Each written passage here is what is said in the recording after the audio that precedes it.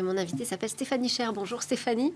Bonjour Delphine. Vous êtes la directrice de la DINUM, la Direction interministérielle du numérique. Qu'est-ce que c'est que cet organisme, cet organe, cette organisation? Alors on en parle quand même depuis quelques temps dans Smartech, on commence un peu à comprendre le rôle clé que vous jouez aujourd'hui dans tout l'espace numérique, on va dire, public. Je voulais ensemble qu'on profite de ce grand entretien pour regarder quelles étaient les priorités de la DINUM. Vous êtes en poste depuis 2022. Oui. J'imagine qu'il y a une nouvelle impulsion aussi qui est donnée avec ce remaniement gouvernemental. On a entendu beaucoup de choses autour de la simplification de l'administration nécessaire. Ça passe, j'imagine, par le numérique. Ça fait partie des priorités de la DINUM? Oui, tout à fait. Moi, je suis arrivée à la DINUM déjà avec une conviction, c'est qu'aujourd'hui, dans toutes les politiques publiques, le numérique est un levier formidable pour les rendre plus efficaces, plus simples, et tout en préservant la souveraineté de l'État. Donc, alors, je fais juste une petite pause, parce que ici, dans Smartech, on est comme vous, on est enthousiaste, on a envie, on y croit. Mais c'est vrai que dans la réalité, c'est pas forcément le ressenti. Alors, si vous allez interroger les usagers. Sur la simplicité, avec des exemples, je pense. Voilà. Donc, quand on dit un État plus simple, plus efficace, plus souverain, si on passe quelque temps sur la simplification, la simplification, c'est déjà de nouveaux services numériques qui permettent de simplifier les Français. Je prends un exemple, la location des logements. Pour beaucoup de citoyens, ça pouvait être compliqué d'avoir le bon dossier, de pouvoir faire ça facilement. A été créé le dossier facile qui permet aujourd'hui à 500 000 citoyens qui ont utilisé le service d'avoir un dossier beaucoup plus facilement accepté par les loueurs. Et donc ça, c'est une vraie simplification dans la vie du quotidien. Je prends un autre exemple, immersion facilitée. Pour les demandeurs d'emploi, pour leur faire découvrir de nouveaux métiers. C'est un service qui est mobilisé par France Travail aujourd'hui et avec des résultats assez probants puisque dans 7 cas sur 10, ça débouche ensuite sur une embauche, donc en découvrant de nouveaux horizons. Un autre exemple, et là je prends un exemple d'un produit opéré par la DINUM, il s'agit de France Connect. Il y a beaucoup de services en ligne pour lesquels il faut à un moment s'identifier, donner un login, un mot de passe. Aujourd'hui, grâce à France Connect, on a 1800 services pour lesquels on a le bouton France Connect qui facilite la mise en relation, l'accessibilité de ces services en ligne. Alors, on va y revenir sur France Connect, parce que moi, je trouve ce service vraiment génial. Effectivement, c'est vraiment une simplification. Mais j'ai l'impression que c'est en train de se complexifier, malheureusement, parce qu'autour de l'identité numérique, là, il se passe beaucoup de choses. Mais on va y revenir. On va y revenir pour expliquer les choses. Exactement, parce que je compte sur vous. Si on reste sur cette simplification, de quelle manière est-ce qu'on peut mieux exploiter les données à disposition de l'État aujourd'hui sur les usagers français pour que ce soit plus simple? Où est-ce qu'on a des progrès à faire? Alors, le progrès qu'on a à faire, c'est sur le dites-le-nous une fois. Notre cadre juridique est clair. On ne doit pas être amené à redemander des pièces justificatives quand l'administration les possède déjà. C'est facile finalement à mettre en place. Alors quand on le dit, ça semble simple, mais pourquoi ça ne marche pas? Alors c'est parce qu'il faut relier des administrations différentes avec des données qui viennent d'une administration vers une autre.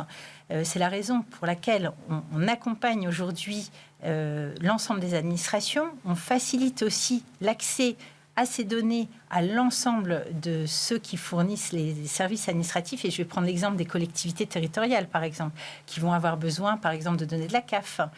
Et là, on a par API des tuyaux qui permettent d'apporter directement les informations, qui permettent par exemple à une famille d'avoir la tarification adaptée pour l'école, pour la cantine. Ça, c'est déjà une réalité. Le défi qui est devant nous, c'est de le généraliser en fait. Et c'est une question de système d'information, de compatibilité entre les systèmes d'information? En fait, techniquement, il freine l'accélération qu'on attend. Il s'agit de le mettre en place et de faire en sorte que... Aujourd'hui, on a 2 gros bouquets de données pour les particuliers et pour les entreprises. Chaque jour, nous, on fait grossir ces bouquets de données mises à disposition de ceux qui proposent les services aux Français, aux entreprises. Et c'est en allant dans cette direction-là, en rendant les choses très simples, pour ceux qui mettent en ligne de nouveaux services qu'on va arriver à passer à l'échelle. L'autre façon de le faire aussi, c'est que quand on met en place une nouvelle démarche en ligne, il y a beaucoup de démarches qui sont finalement assez simples à mettre en œuvre. On a mis en place un outil générique qui s'appelle Démarche simplifiée et qui, par nature, par design, en fait, se greffe sur toutes les API. Donc, c'est comme ça qu'on a pu proposer en 3 semaines un guichet unique pour les inondations dans le Pas-de-Calais. Ça, c'était en janvier. Le Premier ministre l'avait annoncé et en 3 semaines, ça a pu être mis en place et on utilise à chaque fois les données qui arrivent. Donc, il y a différentes façons de le mettre en place. Après, il y a aussi tout l'accompagnement des administrations, la culture à cette circulation de données et mes équipes s'y emploient chaque jour pour trouver aussi les derniers irritants qui pourraient exister, bien évidemment. Alors, donc on y vient à ce sujet de France Connect, moi que je trouvais une super idée parce que ça évite évidemment de à chaque fois avoir un nouvel identifiant, un nouveau mot de passe. Hop, on choisit de rediriger vers notre identifiant Amélie ou les impôts. Mais là est arrivée une nouvelle identité numérique. Du côté de la Poste, et puis il y a l'identité numérique régalienne qui se met en place, et d'un seul coup, pour se connecter à des services où on utilisait France Connect, ça fonctionne plus. Il faut passer par d'autres outils. Et là, je dois dire que moi-même, je suis perdue. On va revenir au fondement en fait de France Connect. France Connect, c'est le choix français d'une fédération d'identité pour laisser la possibilité à chacun de choisir l'identité qu'il utilise, mais bien sûr avec un nombre restreint d'identités. Alors, parmi les identités phares qu'on a aujourd'hui dans France Connect, on a par exemple l'identité des impôts, l'identité Amélie. On a en effet l'identité numérique La Poste que vous avez citée. On a France Identité. On a aussi la MSA, on a IRIS. On en a 6 au total aujourd'hui qui sont acceptées dans le cadre de France Connect. Elles ont toutes fait l'objet de vérification. Donc France Connect, c'est une fédération technologique qui accepte les différentes identités numériques. Et France Connect se fait l'intermédiaire parce que tous les services en face, dès l'instant où ils acceptent France Connect, ils acceptent ces 6 identités. Donc aujourd'hui, il faut voir qu'il y a 1800 services qui utilisent cette fédération d'identité et 43 millions de Français qui aussi ont leur compte France Connect. Donc c'est quelque chose aujourd'hui qui crée de la confiance. On a 74% des Français qui ont confiance en France Connect, ça croît tous les ans.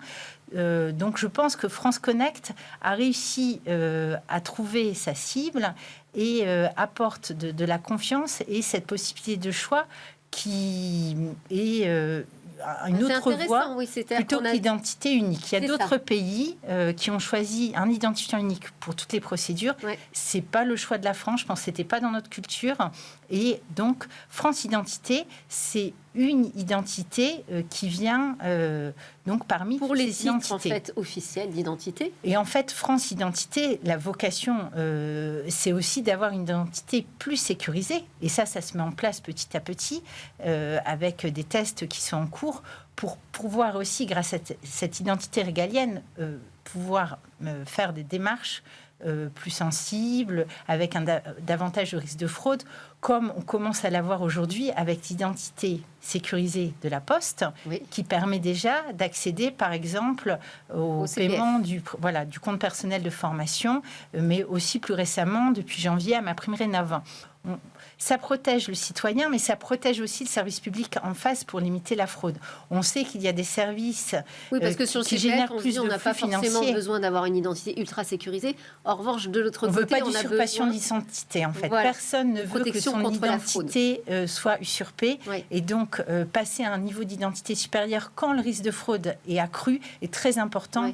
Tant pour le citoyen que pour le service public. Mais ça fait partie, je pense, des défis, de réussir à bien uniformiser tout ça, fluidifier ces expériences des utilisateurs avec l'arrivée de ces nouvelles identités. Et bien accompagner la montée en puissance également, et main dans la main, bien sûr, avec le ministère de l'Intérieur, de l'utilisation de cette nouvelle possibilité qui est France Identité. Mais France Identité, on peut déjà l'utiliser pour les 1800 services. Rien que là, les 2 sujets qu'on a abordés ensemble, la simplification du service public, les identités, ça vous fait déjà 2 missions quand même assez solide. Il y en a une autre qui m'intéresse et qui n'est pas des moindres non plus, c'est la souveraineté.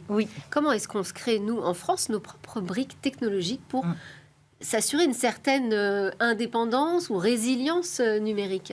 Alors, la souveraineté, en effet, on l'a mis en priorité dans la nouvelle stratégie numérique de l'État. C'est important d'avoir la maîtrise de son système d'information. On est dans un environnement géopolitique qui fait que de plus en plus, on considère très important de maîtriser ce qui fait le quotidien du fonctionnement de l'État, du quotidien également, en fait, du travail des agents publics. Donc, on en vient à l'environnement numérique de travail.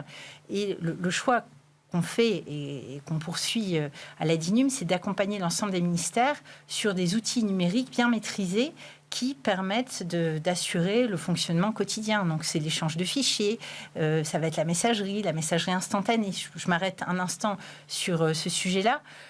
Puisqu'il y a quelques années, on a fait le choix d'avoir une messagerie instantanée sécurisée.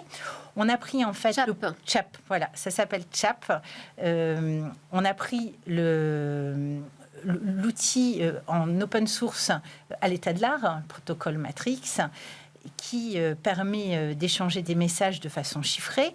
L'ensemble est opéré par l'État, donc ça amène aussi une sécurité supplémentaire.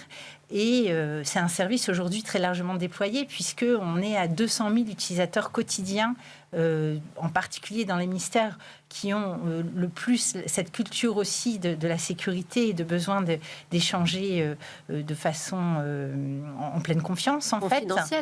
Confidentielle, mais aussi en pleine maîtrise et en pleine confiance. Et c'est en croissance, puisque sur le deuxième semestre 2023, nous avons eu 20% de croissance du nombre d'utilisateurs sur CHAP. C'est un outil qui est utilisé dans d'autres pays. Par exemple, l'Allemagne, le Luxembourg ont fait les mêmes choix que la France. Donc, le même protocole libre, également opéré par leurs soins. Et d'ailleurs, cette stratégie de souveraineté, je la partage en particulier avec mon homologue allemand, avec qui nous avons signé un accord de partenariat pour développer ensemble ces environnements numériques de travail pour les agents publics. Parce que finalement, nous avons des besoins au-delà de la messagerie, vous voulez dire? Au-delà de la messagerie, outils. Sur les outils collaboratifs, sur l'intelligence artificielle également. Donc on aura des produits franco-allemands. En tout cas, sur les mêmes souches libres. Après, chacun opère aussi en pleine maîtrise. Mais ça permet aux équipes également de travailler ensemble pour faire progresser cet état de l'art. Stéphanie, il faut élargir à toute l'Europe. C'est bien notre intention. Donc, je participe aussi avec mon homologue allemand à l'ensemble, aux réunions avec l'ensemble des Chief Information Officers qu'on retrouve dans chacun des États membres. Et c'est bien sûr des sujets qu'on échange avec eux. Mais c'est vrai qu'un partenariat, ça se crée pas à pas. Donc, on a une forte proximité de pensée sur ces sujets-là. Donc, le moteur sera franco-allemand. Rapidement, dans l'intelligence artificielle, vous avez un produit qui s'appelle Albert. Oui. Quelle est sa prétention, en tout cas, son objectif? Oui. Alors, l'intelligence artificielle, quel rôle? Je voulais y revenir parce qu'on a parlé de l'État plus simple, de l'État plus souverain et l'État plus efficace. En fait, le gros levier aujourd'hui, c'est en effet l'intelligence artificielle. L'intelligence artificielle, on pratiquait déjà au sein de l'État pour cibler les fraudes, mais aussi cibler des accompagnements. J'étais moi-même intrapreneuse d'une start-up d'État qui ciblait les accompagnements pour les entreprises en difficulté en croisant des données et avec des algorithmes de détection de première des signaux faibles de défaillance. Donc la détection, c'est déjà un volet très important pour un État plus efficace. Et c'est vrai qu'il ne faut pas l'oublier parce que l'intelligence artificielle permet déjà ses premiers objectifs, de bien cibler, être au bon endroit au bon moment pour les agents publics, par exemple. Et ça, on continue à accompagner un certain nombre d'administrations sur ces sujets. La révolution, depuis un an, c'est l'intelligence artificielle générative. Et très vite, on a vu tout le potentiel pour l'efficacité de l'État avec des tâches qui peuvent être chronophages, voire rébarbatives, qui peuvent être faites très facilement par l'intelligence artificielle. Et le pari qu'on a pris, c'est déjà de se dire, il faut maîtriser, d'où une IA souveraine qu'on appelle Albert. Et il faut pouvoir aussi utiliser cet outil avec toutes les précautions. Donc, c'est l'agent qui a le dernier mot dans tous nos cas d'usage. L'agent humain. L'agent humain, l'agent public. Pas l'agent conversationnel. Non, l'agent public. Et dans les applications, en fait, on est sur des agents conversationnels, en effet, du résumé de texte. On teste actuellement dans les maisons France Service pour aider les agents publics dans les maisons France Service à mieux répondre aux citoyens. Je suis désolée, Stéphanie Cher, on n'a plus que 10 secondes pour parler des talents qu'il va falloir recruter, parce que j'imagine ça aussi, c'est un énorme défi. Tout à fait. Ouais. Pour répondre à l'ensemble des enjeux qu'on a cités, on a mis comme priorité d'accompagner avec une politique spécifique l'ensemble de la filière numérique de l'État, avec des actes très concrets. En début d'année, par exemple, on a publié une grille de rémunération qui fait que, je pense qu'on est aujourd'hui dans les standards du marché quand on recrute dans le numérique au sein de l'État. Mais après, il ne s'agit pas de se limiter à ces questions de rémunération. Il faut pouvoir offrir des parcours intéressants à tous ceux qui font le choix de l'intérêt général et du numérique. Et je peux dire à ceux qui nous écoutent aujourd'hui qu'il y a d'énormes défis à résoudre, tous les défis de la transition écologique, de France Travail, de l'égalité des chances, du régalien. Et tout ça, le numérique peut apporter beaucoup. Donc, pour l'intérêt général. Ça laisse beaucoup d'opportunités pour tous ceux qui aiment le numérique et qui ont envie de relever ces défis des politiques publiques. Merci beaucoup Stéphanie Cher. Merci, c'était très intéressant. J'imagine qu'il y a plein de personnes qui vont vous appeler pour venir travailler à la DINUM maintenant. Je rappelle que vous êtes la directrice interministérielle du numérique. Merci beaucoup Delphine. Merci.